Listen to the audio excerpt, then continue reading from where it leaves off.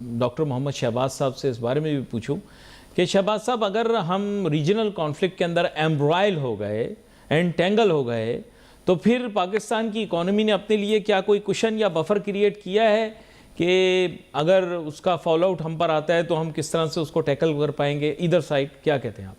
जी, यहाँ देखें, मेरी उस बात की फिर इम्पोर्टेंस जाग जाती है कि जब हम बात करते हैं ग्लोबल सिनेरियो की, या हम बात करते हैं रीजनल सिनेरियो जो है, या हम ये कहते हैं जियो पॉलिटिक्स जो है वो देखें उसकी सिचुएशन कितनी खराब हो रही है, या यूएस से जो है वो बहुत सारे ममालिक के ऊपर काबिज है, बात बिल्कुल ठीक है। लेकिन सवाल ये पैदा होता है, मैं थोड़ा सा इसको फिर ह्यूमन कैपिटल के जुमरे में ले जाता हूँ कि हमें पता ये नजर आ रहा है कि robotic technology day by day इतना डेवलप होती जा रही। जापान दुनिया का एक मुल्क है जहाँ पे एक कार जो है, एक पुर्जे से लेके कार बनने तक सारा काम रोबोटिक के थ्रू हो रहा है। अगर आने वाले 4-5 सालों में रोबोटिक टेक्नोलॉजी जो है वो रिप्लेस कर देती हमारी अनस्किल्ड लेबर को, तो फिर हमारी ये अनस्किल्ड लेबर कहाँ जाएगी? आप यूरोप में देखें, रोबोटिक टेक्नोलॉजी जो है वो रिप्लेस करती जा रही है। तो मेरा कहने का मकसद ये था कि अगर हम फ्यूचर को मद्देनजर रखते हुए, फ्यूचर की जो डिमांड्स है उसको देखते हुए, रिक्वायरमेंट उसको देखते हुए अपने ह्यूमन कैपिटल को ट्रेन करें, तो हम बेहतर पोजीशन में होंगे और बेहतर कमाई हम कर सकेंगे। फिर यही बात आ जाती है कि जब इंटरनेशनल लेवल पे या ग्लोबली चीजें इस तरह की खराब हो रही हैं, तो हमने इन हालात को देख के हमने तैयारी क्या की है। हाँ, आईएमएफ की हम बात करते हैं कि उसने आईएमएफ ने अप्रिशिएट किया, लेकिन फिर वही बात है कि ये तो बात होगी शॉर्ट टर्म की। लॉन्ग टर्म में हमने क्या सोचा है? क्या लॉन्ग टर्म के अंदर हम अपने आप को सर्वाइव कर पाएंगे ये बात करके कि हाँ जी ठीक है 2.5% ग्रोथ है तो ठीक है चलिए, 3.5% ग्रोथ है ठीक है चलिए। आपके इर्द गिर्द मुल्क जो है उनकी इकोनॉमिक ग्रोथ रेट जो 6.5% है, 7.5% है या 8% है, तो वो भी आजकल मुश्किल जो है उनके अंदर चल रही हैं। तो हम जो 2.5 ग्रोथ रेट के साथ क्या हम वाकई सर्वाइव कर पाएंगे अपने आप को? तो जहां पे फ्यूचर या ग्लोबल सिनेरियो जिसको मतलब रख के हम बात कर रहे हैं, तो फिर हमें जो कॉम्प्रिहेंसिव इकोनॉमिक पॉलिसी है उसकी अहमियत मेरे ख्याल में मद्देनजर रख के ही सारी चीजें जो है वो तैयार करनी चाहिए। ये तो डॉक्टर मोहम्मद शहबाज साहब, आपने बड़ा मामला एक रेज कर दिया है जब आपने ग्रोथ नंबर्स के बारे में बात की है। और एहसन मेहनती साहब जो ग्रोथ नंबर्स के बारे में इन्होंने बात की है, लेट्स से फॉर डिस्कशन सेक, पाकिस्तान की इन्फ्लेशन कैलकुलेशन करेक्ट नहीं है। बहुत पिछली दफ़ा भी आपके साथ प्रोग्राम में बात नहीं की थी, और वो वेरिएशन भी इसके अंदर इंक्लूड कर ली जाती है या उसको एग्रीगेट लिया जाता है। तो रियली स्पीकिंग पाकिस्तान की फिर शायद इकोनॉमिक ग्रोथ के जो नंबर्स हैं वो शायद और ज़्यादा श्रिंक्ड हमें दिखाई दें। तो अगर ये अभी वाले भी हैं, चलो हम मान लेते हैं, गवर्नमेंट भी जो दे रही है वो भी मान लेते हैं, तब भी पाकिस्तान वो ग्रोथ अचीव नहीं कर पा रहा जिससे पाकिस्तान मैप पर एक इकोनॉमिक पावर के तौर पर सामने आएगा। क्या कहते हैं आप? देखिए, यू आर राइट कि जो हमारी जो पर कैपिटा इनकम है, यानी कि जो हमारी जो हमारी पॉपुलेशन ग्रोथ है वो अगर फॉर एग्जांपल 4% है और हमारी इकोनॉमिक ग्रोथ 3% है, तो हमने तो वीक होना ही है उससे। तो जाहिर है पोटेंशियल हमारा बहुत ज्यादा है। अनफॉर्चुनेटली हमारी जो एनर्जी कॉस्ट है इतनी ज्यादा है कि हम इंडस्ट्रियल ग्रोथ ला नहीं सकते। एग्रीकल्चर ग्रोथ के लिए काफी गवर्नमेंट एफर्ट कर रही है, उसके लिए बहुत सारे लोगों को पढ़ने के लिए बाहर भेजा चाइना ट्रेनिंग के लिए। आई थिंक कि आके वो एग्रीकल्चर यील्ड्स हमारी इंप्रूव करें, और एग्रीकल्चर एफिशिएंसी अगर हमारी होती है तो जाहिर है हमारे एक्सपोर्ट नंबर्स भी बढ़ सकते हैं।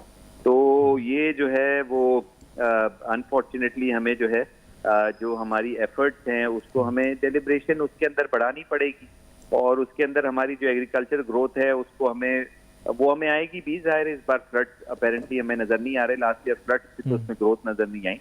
तो हम मोरलेस जो है वो डिपेंडेंसी जो है हमारी आईटी जो सर्विसेज है उनकी तरफ कर सकते हैं, और आईटी एक्सपर्ट जो हैं वो बना सकते हैं। वक्त के साथ गवर्नमेंट बना भी रही है, तो इसको इतना वो क्रिटिकली हम ऐसी सिचुएशन में जहाँ पे हमें ग्रोथ चाहिए पर सारी दुनिया में जियोपॉलिटिकल नॉइज है, अब पूरी दुनिया में जंगें होंगी, हम एक्सपोर्ट के नंबर्स बढ़ाने की कोशिश करेंगे। अगर आप इंडिया को देखें तो अभी यू के साथ उसका कॉन्ट्रैक्ट है जिसके अंदर उसको कोई फेवरेबल टैरिफ मिले हैं।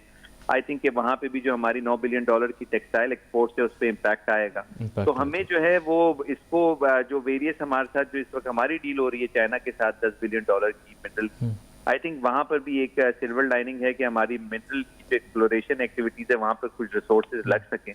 तो हम अपने हिसाब से तो सारे काम पॉजिटिवली कर रहे हैं, और आई थिंक जिस तरह से आपको गवर्नमेंट की डेलिब्रेशन नजर आ रही है, प्राइवेटाइजेशन भी हुई काफी एंटिटीज की जो कि लॉस मेकिंग थी और हैं, और आई थिंक कि जो मेहनत की जा रही है गवर्नमेंट के लेवल पर तो वो फोकस्ड है। और इसको हम नहीं कह सकते एग्जैक्टली, बट एग्जैक्टली एक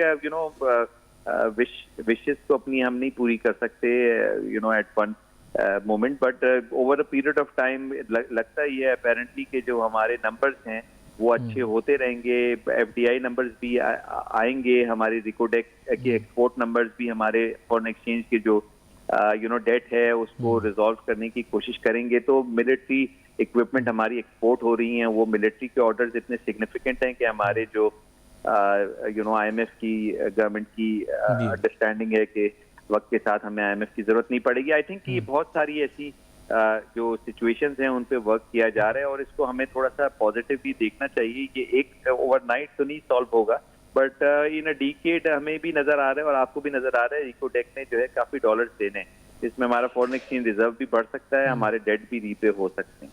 तो एक सिल्वर लाइनिंग मौजूद है, वो रिकोडेक है, मिनरल एक्सपोर्ट्स हैं, मिनरल कॉन्ट्रैक्ट्स हैं, होपफुली हम रिजॉल्व कर लेंगे और हमारे ग्रोथ नंबर्स हमें नजर आएंगे।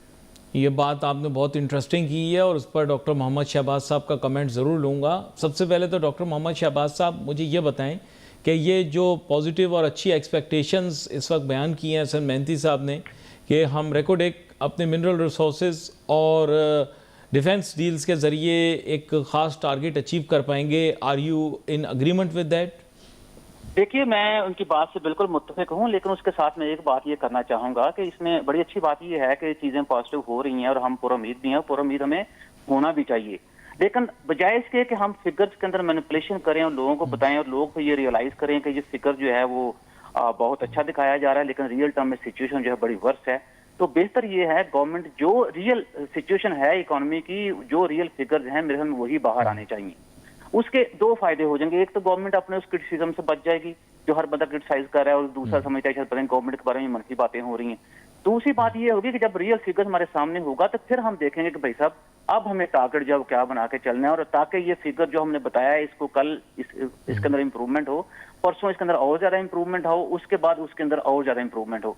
तो जब ये पॉलिसी आप अपनाएंगे तो फिर मेरे ख्याल में ऑनेस्टी का जो एक मैंने एलिमेंट पहले ही बात आपसे की थी वो आपको भी नजर आएगा, मुझे भी नजर आएगा, आम आदमी को भी नजर आएगा। और इसके अंदर जो सबसे अहम बात है वो सर रिस्पॉन्सिबिलिटी की है, वो चीजें हमें ऑनेस्ट तरीके से करनी चाहिए। ये हमारा मुल्क है, आपका मुल्क है, मेरा मुल्क है, पाकिस्तान की अवाम का मुल्क है और इसको बनाना संवारना ये हमारा काम है।